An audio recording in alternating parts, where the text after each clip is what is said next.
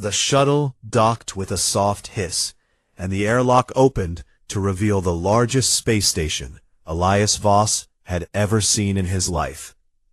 The Athenium Collective was a spinning ring of metal and glass built around a dead star, home to diplomats and traders from 42 known species across the galaxy. And today it would welcome its newest guest, a single human ambassador carrying nothing but a black briefcase and a patient smile. Elias stepped through the airlock and into the reception hall, where alien delegates of every shape and size moved through the crowd like a living ocean of color and sound. And not one of them looked at him with anything close to respect. He was a man in his mid-50s, with gray at his temples and calm brown eyes that never seemed to blink at the wrong moment. And he walked with the easy confidence of someone who had absolutely nothing to prove to anyone in the room.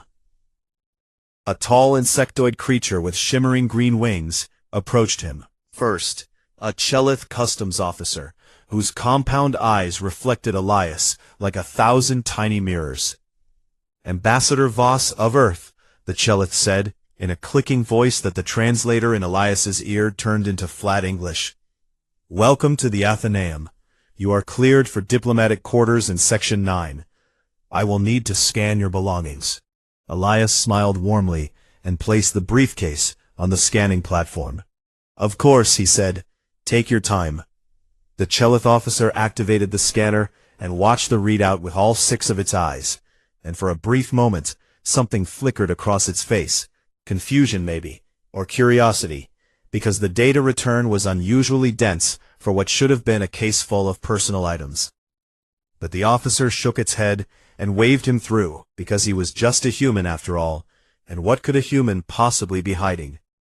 The reception banquet that evening was held in the grand atrium, a vast hall, ceiling made of transparent crystal that showed the dead star burning cold and white beyond the station walls.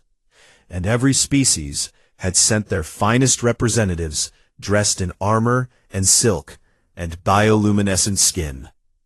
The Velthari delegation sat at the highest table, because the Velthari always sat at the highest table.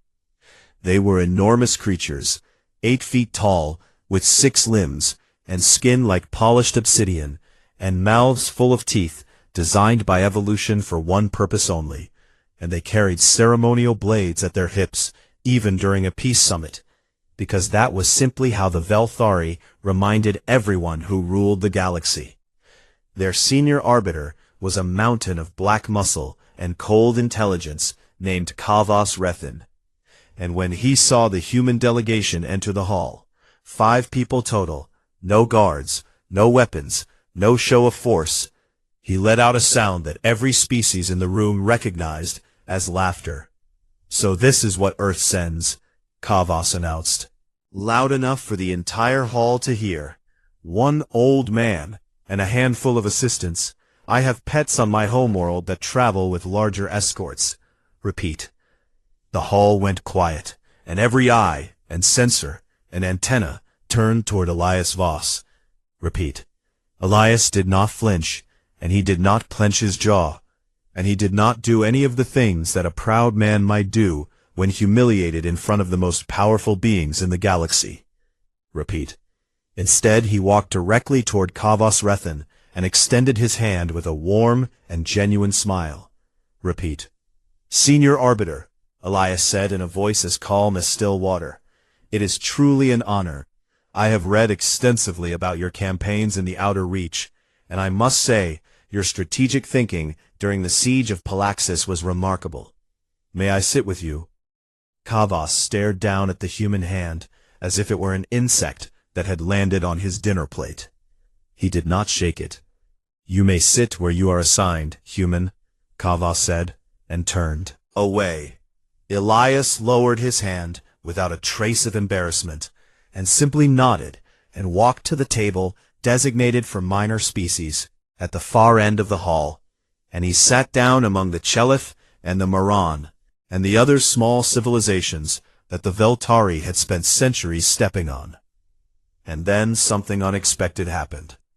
Elias talked to them, not with the stiff formality of a diplomat reading from a script, but with the easy warmth of a man who was genuinely interested in the lives of the beings sitting next to him. And he asked the Chelith delegate Skrin about the hive songs of the Chelith homeworld. And he asked the Moran delegate Thales about the deep ocean cities where her people raised their young. And he remembered every name and every detail, and laughed at their jokes, and shared stories about Earth that made them lean in closer. By the end of the evening, Elias Voss had not secured a single political alliance, or made a single demand, or shown a single flash of strength, but he had done something that no human had ever done at the Athenaeum before. He had made 7 alien species actually like him. The Velthari noticed none of this, because the Velthari never paid attention to what happened at the small table. Later that night, Elias returned to his quarters alone, and locked the door behind him, and sat on the edge of the narrow bed and placed the black briefcase on his lap. He pressed his thumb to the latch, and the case recognized his neural signature and clicked open. Inside, nestled in custom-molded foam, were 4 items. The first was a neural interface headset so advanced that it would not exist in any public human technology catalog for another 30 years. The second was a set of 3 small vials filled with silver liquid, military-grade nanite solution capable of rewriting human biology in seconds. The third was a sidearm no bigger than a pen, but built from compressed matter, so dense that a single shot could punch clean through the hull of a warship. And the fourth was a data chip the size of a fingernail, labeled with 2 words in small black letters: Prometheus Contingency.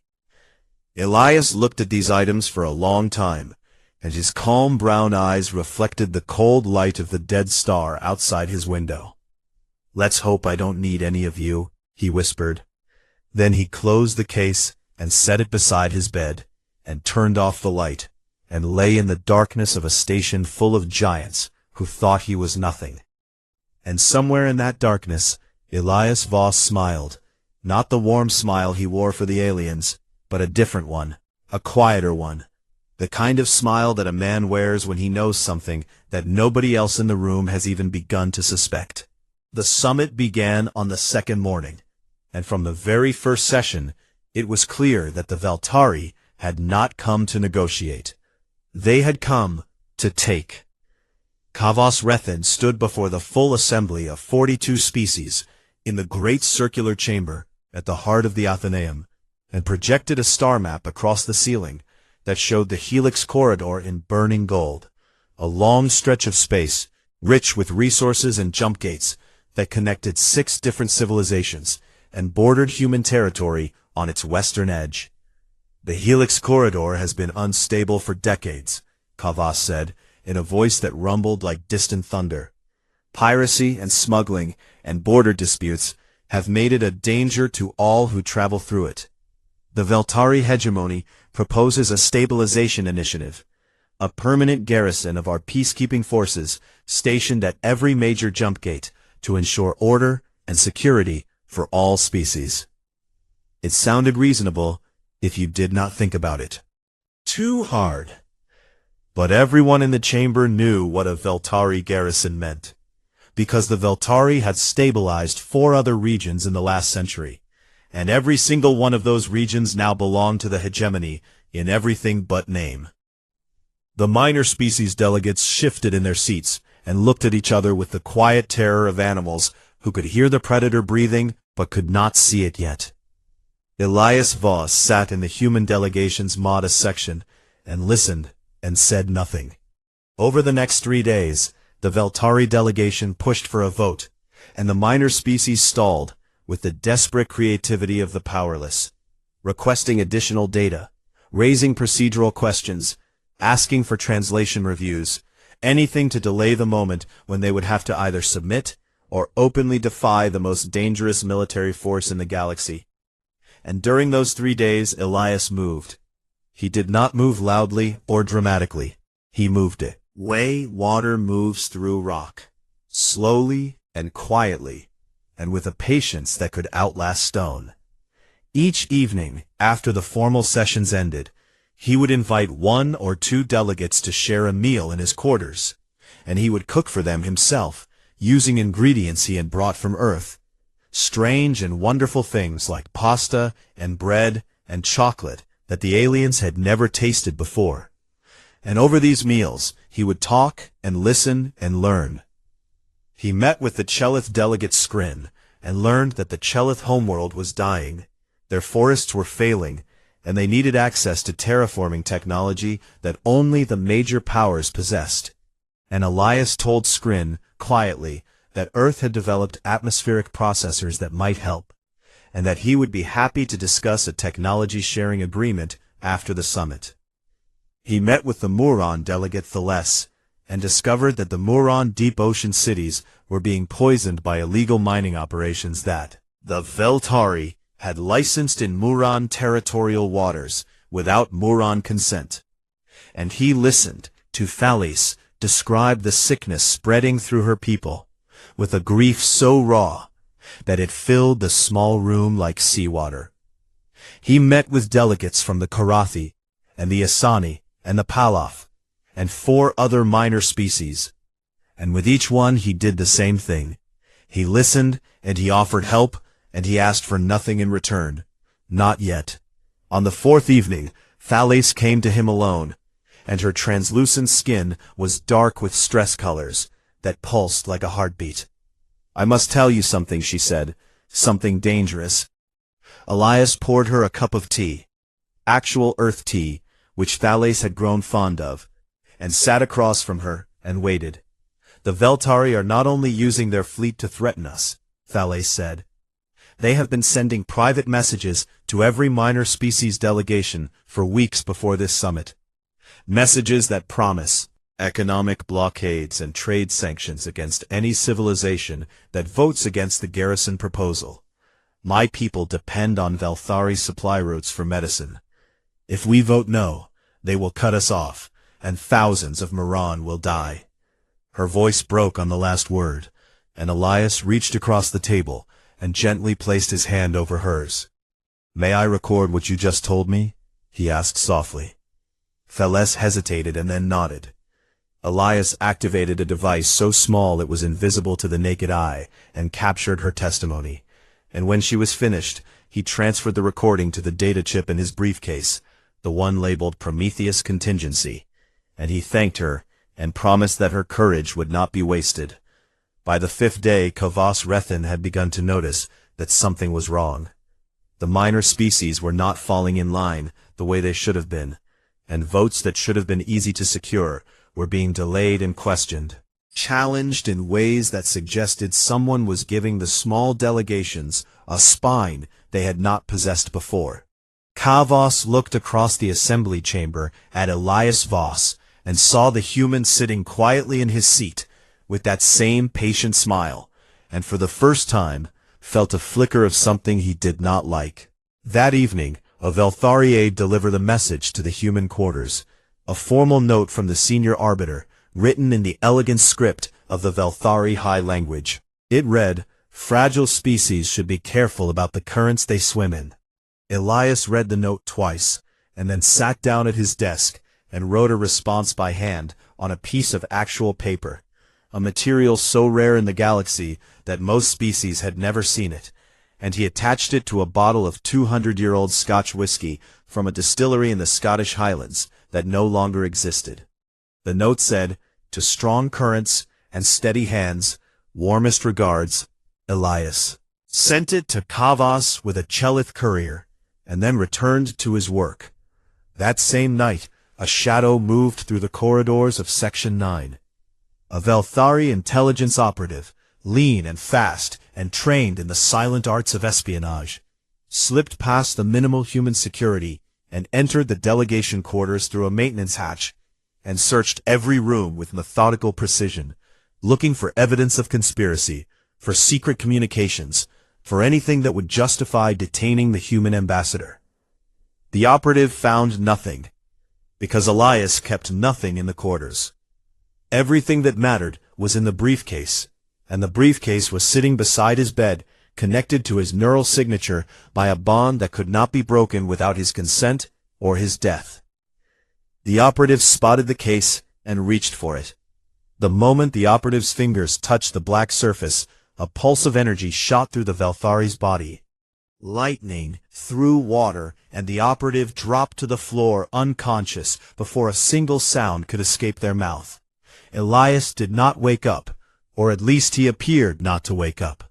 But beneath his closed eyelids, his eyes moved rapidly, and a small indicator light blinked once on the briefcase, and then went dark. In the morning, the operative was found slumped in a maintenance corridor, with no memory of how they got there, and a headache that would last for 3 days. And Elias Voss walked into the assembly chamber with a cup of earth coffee in his hand, and that same warm smile on his face, and sat down in his modest seat among the minor species, and waited for the current to carry him exactly where he needed to go. On the 7th day of the summit, Kavos Rethin stopped pretending. The star map in the assembly chamber flickered and updated in the middle of the morning session, and every delegate in the room went silent, because the new display showed what had not been there the day before.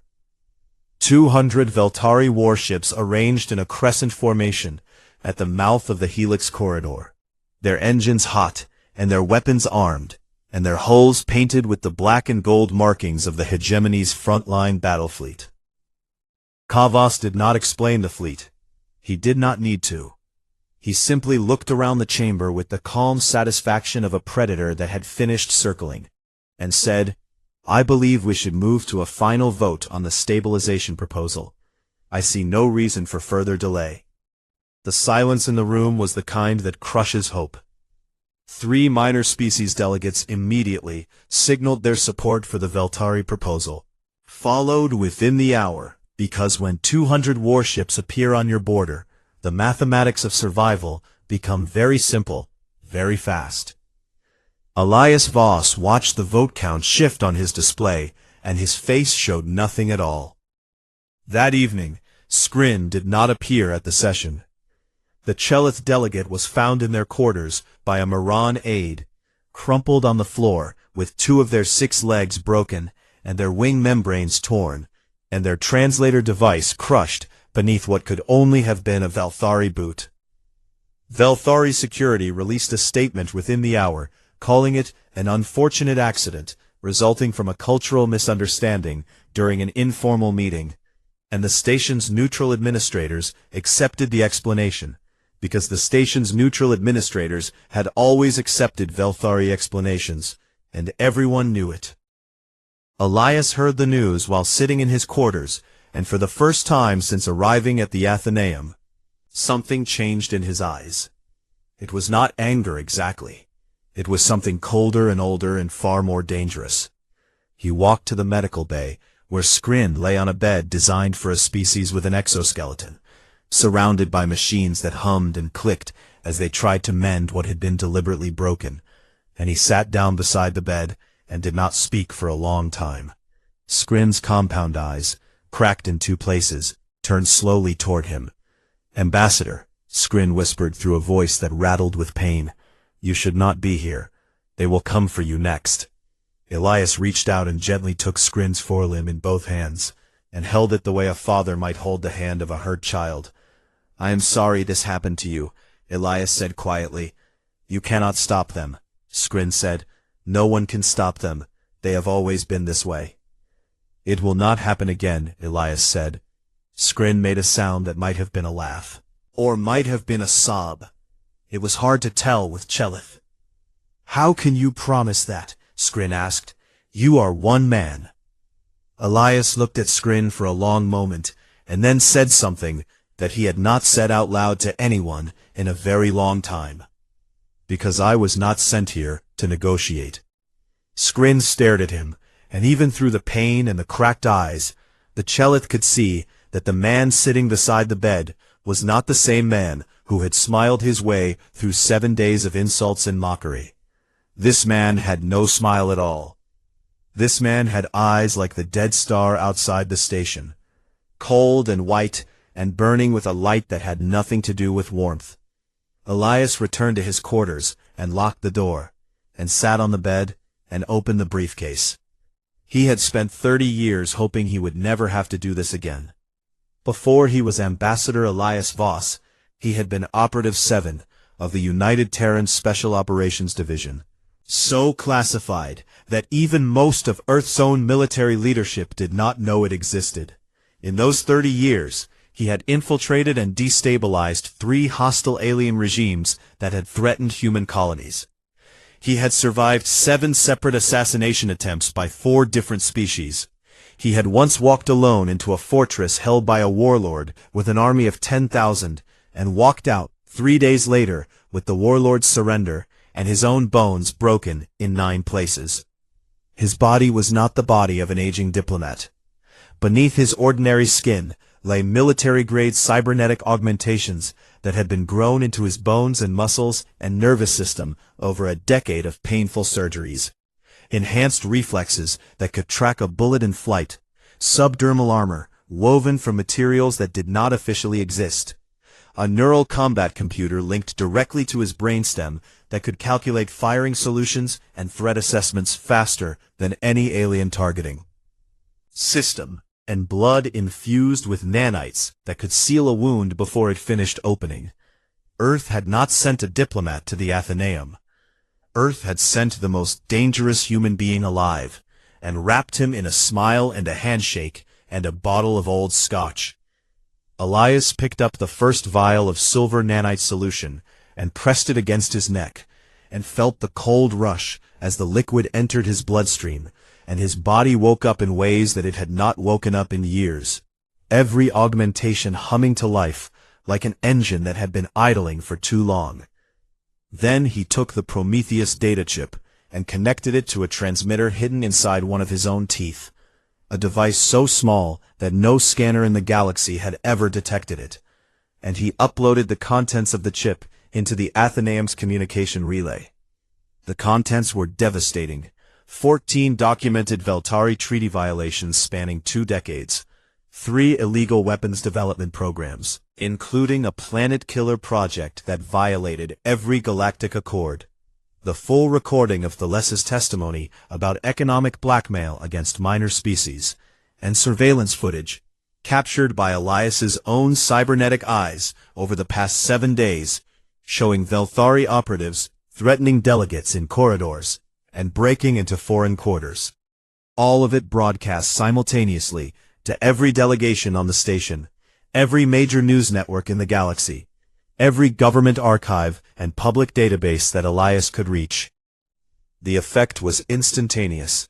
Alarms lit up across the station as every delegation received the data dump at the same time, and the carefully maintained fiction of Veltari benevolence shattered like glass hitting stone. Within minutes, Kavas Rethine came through the doors of the assembly hall, flanked by 12 armed guards, with their ceremonial blades drawn, and their eyes burning with a fury that made the air itself feel heavier. Crossed the hall in 4 massive strides, and stopped in front of Elias, who was still seated calmly at his modest desk, with a glass of water in his hand. "You," Kavas snarled, and his voice shook the translators of every delegate in the room.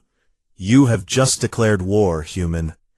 Elias looked up at the 8-foot wall of muscle and rage and teeth standing over him, and took a slow sip of water, and set the glass down. "No," Elias said in a voice so calm, it made the silence around it feel like a held breath. "I declared transparency. You are the one who brought warships." Kavas stared down at him, and for one terrible moment, the entire station balanced on the edge of a blade. And Elias Voss looked back at him without blinking, and waited, because he had been waiting for this moment for 7 days, and he was very, very good at waiting. The station fell apart in the space of 20 minutes. Kavas Rethine did not wait for a debate, or a vote, or a diplomatic response, because the Veltari had never needed any of those things when they had soldiers. And the Veltari had a great many soldiers on this station. He gave 3 orders in rapid succession. First, seize the communication arrays and shut down all outgoing transmissions to prevent the leaked data from spreading any further. Second, lock down every docking bay so that no delegation could leave and no outside ships could arrive. Third, detain the human ambassador and his delegation by any means necessary. Within minutes, 50 armed Velthari soldiers in powered combat armor poured out of the hegemony's diplomatic wing and moved through the station like a black tide, their boots shaking the metal floors and their weapons humming with charged energy, and their faces hidden behind helmets that made them look less like soldiers and more like machines built for a single purpose. The minor species delegates fled. The Moran barricaded themselves inside their quarters and flooded the rooms with water to create a defensive barrier. The Karathi sealed their section with emergency blast doors. The Asani simply went dark, their bioluminescent bodies dimming to nothing as they hid in the shadows and prayed to gods that lived in light. The Athenaeum had been a place of words for 300 years, and now it was becoming a place of force, and nobody knew how to stop it. Nobody except one man. Elias Voss stood in the human quarters and looked at his 5 delegation members, 3 junior diplomats, a cultural attaché, and a communications officer. And he saw the fear in their eyes because they were civilians and they had never been in a situation like this, and they were looking at him the way drowning people look at a rope. "Listen to me carefully," Elias said, and his voice carried the quiet authority of a man who had given orders in far worse places than this. "Seal this room, activate the emergency beacon in the floor panel under the desk, and do not open the door for anyone who is not me. Do you understand?" They nodded. "What are you going to do?" the communications officer asked. Elias picked up the black briefcase. "My other job," he said. He stepped into the corridor alone, and the door sealed behind him, and the locks engaged with a heavy mechanical sound that echoed through the empty hallway. The station's lights had shifted to emergency red, and the air tasted like recycled fear, and the distant sound of Veltari boots was getting closer. Elias walked toward the communication array. He walked the way he always walked, steady and unhurried, and with his briefcase in his left hand. But now the briefcase was open, and the compressed matter sidearm was in his right hand, and the neural combat computer behind his eyes was active and painting the world in tactical overlays that turned every shadow into data, and every sound into a position marker. He rounded a corner and found them waiting, 6 Veltari soldiers in full-powered armor blocking the corridor in a formation that would have stopped a ground vehicle, each one carrying a pulse rifle capable of burning through a ship's bulkhead, each one towering over the human like a wall of black metal and bad intentions. The squad leader stepped forward and looked down at Elias with eyes that glowed amber behind the helmet visor. "Human," the squad leader said, "you are ordered to surrender and submit to detention. Drop your weapon and kneel." Elias stopped walking and looked at the 6 soldiers, and the combat computer in his brain calculated their positions and reaction times and armor weak points in the time it took his heart to beat once. "I would prefer not to," Elias said politely.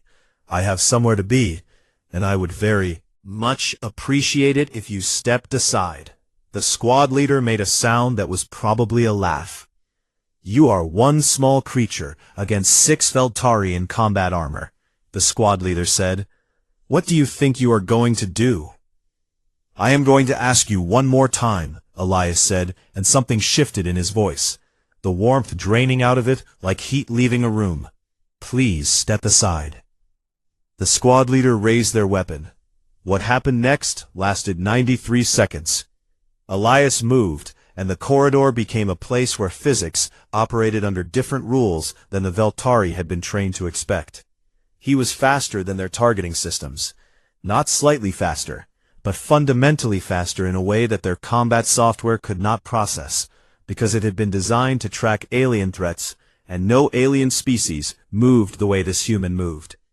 The first soldier fired, and Elias was no longer where the shot went.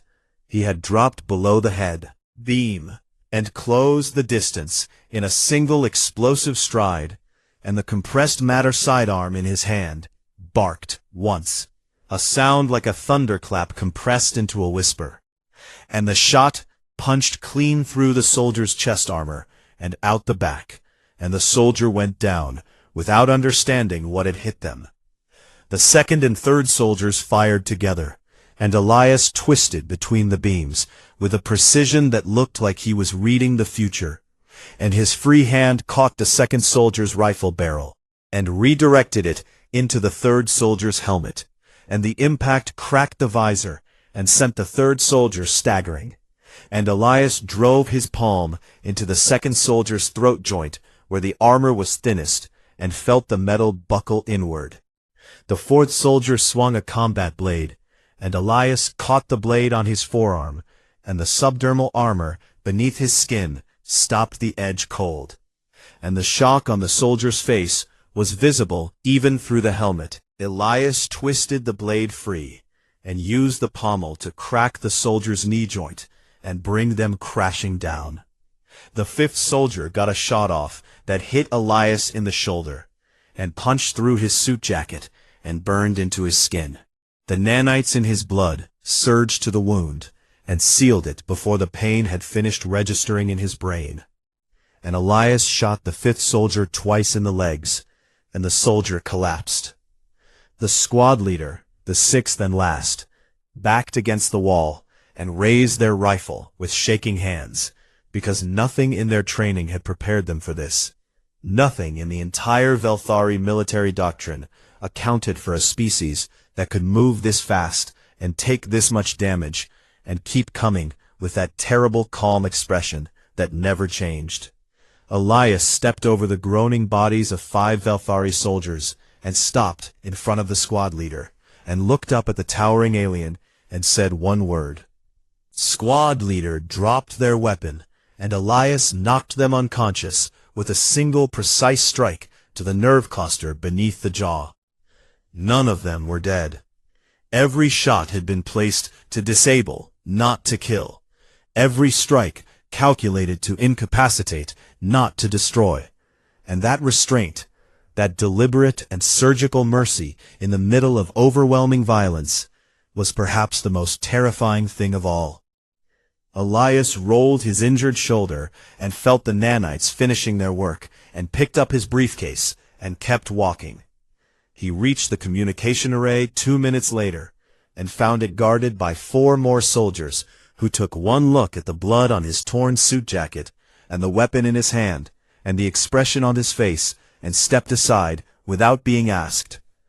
Elias sat down at the main console and broadcast a short-range signal on a frequency that no alien species had ever detected, because it operated on principles that human scientists had kept secret for 40 years. The message was 12 words long. Prometheus is live. Arsenal confirmed. Requesting Overwatch. Authorization VOS 7 Alpha. Then he waited. 2 hours later, the Athenaeum's long-range sensors detected 12 new contacts, dropping out of faster-than-light travel at the edge of the system. The sensor officer, a Korathi with 4 hands that were all trembling, put the readings on the main display, and every delegate on the station saw them. 12 ships. Just 12 human ships against 200 Velthari warships. But the energy signatures coming off those 12 ships made the sensor displays light up like stars being born, because each one of those vessels was radiating more raw firepower than the entire Velthari Crescent fleet combined. The Velthari weapons officer on the command deck of their flagship stared at the readings and rechecked them again, and then turned to their commanding officer with a face that had gone pale beneath the dark skin. "That is not possible," the weapons officer said. "They have only been spacefaring for 90 years. Kavas Rethin stood in the assembly hall of the Athenaeum and watched the sensor display, and for the first time in his long and violent life, he felt something cold settle into his chest. Not fear exactly, but the sudden understanding that he had made a terrible mistake. Elias Voss walked back into the assembly hall, with his suit torn, and his knuckles bruised, and his briefcase in his hand. And he stood before the full council of 42 species, and spoke in a voice that carried to every corner of the room. Humanity did not come to this station to fight, he said. We came to talk. But we always bring both options. The Valthari fleet withdraw from the Helix corridor at dawn on the 9th day. There was no battle and no dramatic confrontation between warships, because there did not need to be one. The mathematics had changed, and even the Valthari understood mathematics. 200 warships against 12 human dreadnoughts was not a fight. It was a choice between retreat and extinction. And Kavos Rethin's admirals made that choice for him before he could give an order, pulling the Crescent fleet back through 3 jump gates in a maneuver so fast that several ships nearly collided with each other on the way out. On the station, the Valthari soldiers who had locked down the docking bays and seized the corridors received new orders, and those orders were to stand down and return to the hegemony's diplomatic wing and close the doors and wait. They obeyed, because the alternative was to remain in the corridors where a single human with a briefcase had dismantled 6 of their best in under 2 minutes, and none of them were eager to find out what he would do to the rest. The Athenaeum breathed again. Delegates emerged from sealed quarters, and flooded rooms, and darkened corners, and blinked in the restored white light of the station, as if waking from a nightmare. And the first thing most of them did was look at the sensor display to make sure the human ships were still there. Those impossible 12 vessels hanging in the void like a promise that had teeth. The summit reconvened on the morning of the 10th day, but the room was a different room now. It was the same chamber with the same crystal ceiling and the same circular seating, and the same dead star burning cold and white beyond the glass. But the power in the room had shifted so completely that even the air felt different, lighter somehow, as if a weight that had been pressing down on every minor species for centuries had been lifted just enough for them to stand up straight. Kavos Rethin was not there. His government had recalled him during the night. A terse transmission that used the phrase mishandling of diplomatic proceedings 3 times, and the phrase immediate return for reassessment twice. And he had left the station before sunrise without speaking to anyone. His shuttle had passed within sensor range of the human dreadnoughts on its way to the jump gate, and the crew reported later that the human ships did not target them or hail them or acknowledge them in any way. They simply let him go, and somehow that was worse than if they had fired. Elias Voss stood before the assembly that morning, wearing a new suit. His old one had been ruined during what the station's official logs now referred to as the corridor incident, and he looked exactly the way he had looked on the first day, calm and patient and warm and unremarkable in every way, except for the bruises on his knuckles that he had not asked them nanites to heal because he wanted people to see them. He proposed the Helix Accord. It was not what anyone expected. The minor species had assumed that humanity would claim the corridor for itself because that was what powerful species did. They won, and then they took. But the Helix Accord did not give the corridor to Earth. It established the entire Helix corridor as a shared free trade zone governed by a joint peacekeeping council made up entirely of minor species representatives, with human ships providing logistical support and technology sharing, but no territorial authority and no military occupation and no garrison of any kind. Humanity was giving the corridor to the species who needed it most. The chamber was silent for a long time after Elias finished speaking, because the delegates were trying to understand what kind of species wins a confrontation against the most powerful empire in the galaxy and then gives the prize away. Muran was the first to speak, and her voice was steady, even though her skin was cycling through colors that meant she was feeling more emotions than her translator could process. The Muran accept the Helix Accord, she said, and we recognize humanity not only as an ally, but as something we had forgotten could exist in this galaxy. A species that chooses to be kind when it does not have to be. The Chelith delegate Skrin rose to speak next, and the chamber went quiet again, because Skrin was standing on legs that had been broken 5 days ago, and every delegate knew who had broken them and why. Skrin moved slowly to the speaking platform and stood there for a moment, small and fragile and cracked in places that would never fully heal, and then spoke, in a voice that carried the weight of a civilization that had spent centuries being stepped on. 4,000 years ago, my ancestors created a title for species who used their strength to protect instead of conquer, Skrin said. The title has not been given since because no species has earned it, until now.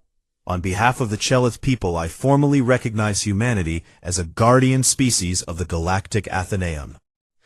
The chamber erupted, not with applause exactly because many of these species did not clap, but with the sounds that 42 civilizations make when they feel something that their languages do not have adequate words for. Clicking, and singing, and flashing colors and vibrating wings, and stamping feet, and 100 other expressions of something that was bigger than gratitude and deeper than respect. 7 more species co-signed the Guardian recognition before the session ended. In the days that followed, the galaxy began to recalibrate, and it was not a comfortable process. Intelligence agencies from every major power scrambled to reassess everything they thought they knew about humanity, and what they found terrified them. Spending had been deliberately underreported for 50 years. Their so-called research stations on remote moons were weapons laboratories producing technologies that should not have been possible for a species their age. Their colony ships, those cheerful vessels full of settlers and scientists, had military-grade armor and hidden weapons bays that could deploy in seconds.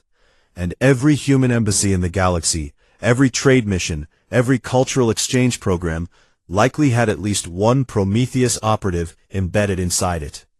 Smiling and shaking hands and remembering names and carrying enough firepower to change the equation of any room they walked into. The galaxy had spent 90 years looking at humanity and seeing a minor species that was lucky to be at the table. Now they looked again and saw something else entirely. On his last evening aboard the Athenaeum, Elias packed his briefcase, lighter now than when he had arrived, with 2 nanite vials spent. The Prometheus data chip empty, and the sidearm still warm from use, and walked to the observation deck where the dead star hung in the darkness like a lantern that had forgotten how to go out. Celeste found him there. She stood beside him, and they watched the star together in silence for a while. And then she asked the question that he knew she would ask, because it was the question that everyone wanted to ask, but only she had the courage. "Were you ever really a diplomat?" she said. Elias did not answer immediately. He looked at the star and thought about the 30 years he had spent doing things that he could never talk about, and the faces of people he had hurt, and the bones he had broken, his own and others, and the long, quiet years after that, when he had tried to become something different, something better, something worthy of the title they had printed on his identification badge. "I am now," he said finally. Celeste studied him for a long moment, and then she did something that Moran only do with those they trust completely. She placed her hand over his heart and held it there and felt it beating. "Your heart is very steady," she said. "It has had a lot of practice," Elias said. He picked up his briefcase and walked to the docking bay, and boarded the shuttle that would take him back to his ship. And he did not look back, because looking back was something he had taught himself not to do a very long time ago.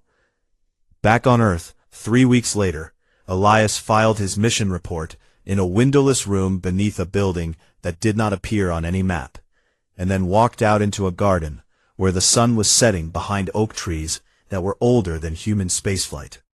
A young woman was waiting for him on a bench, early 30s with sharp eyes and a posture that said military training, before her mouth could say anything at all, and she stood when she saw him. Anne saluted with the crisp precision of someone who had just graduated from a program whose name she was not allowed to say out loud. "Operative Voss," she said, "I have been assigned to the Prometheus program, and I was told to ask you one question before my first deployment." "Go ahead," Elias said. "What was the hardest part?" Elias sat down on the bench and set the briefcase beside him and looked at the oak trees turning gold in the dying light, and thought about Skrin's broken legs, and Thalessa's grief, and Kavos's contempt, and the 6 soldiers in the corridor, and the moment when the galaxy looked at humanity, and finally saw what was really there. "Not the fighting," he said quietly. "The fighting was easy. The hard part was being kind to people who saw me as nothing, and meaning it." The young woman sat beside him, and they watched the sunset together, and neither of them spoke again, because some things do not need words. Embassies and consulates and trade missions and cultural exchanges on 100 different worlds. Human diplomats smiled and shook hands and remembered names and poured tea for alien delegates who were only just beginning to understand what they were sitting across from. And every species that looked at those humans now wondered